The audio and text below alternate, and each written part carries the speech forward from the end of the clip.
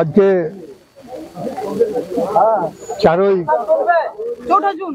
June এবং সারা পশ্চিমবঙ্গের, খালি তাই নয় সারা ভারতবর্ষে আজ যে ভোট গণনা, সেই গণনার শেষের মুখে আমরা পূর্ব এবং পশ্চিম বর্ধমান, আসানসোল তিনটেই আমরা জিতেছি। সারা পশ্চিমবঙ্গে তো 29-30টা সিট পেয়েছি।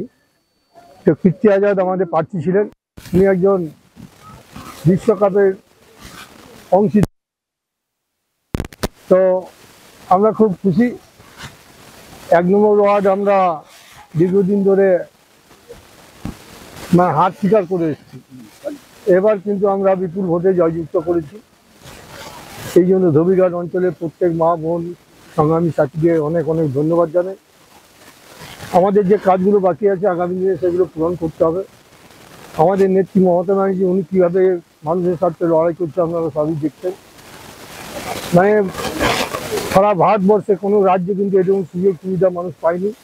প্রতিটা পরিবার আজ উপকৃত। আজ তার ফল আমরা পাচ্ছি। লক্ষ্মী ভাণ্ডার যেভাবে আমাদেরকে সাপোর্ট করেছেন এবং ভোট দিয়েছেন, এই জয়ের মূল কাণ্ডের কিন্তু ওনারা।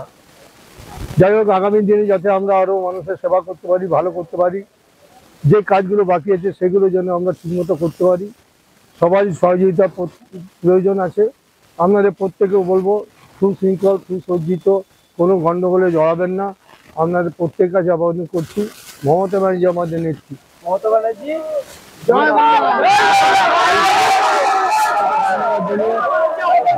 সবকিছু দিয়েছে, আমরা থাকবো মমতা দিন। জয় বাংলা,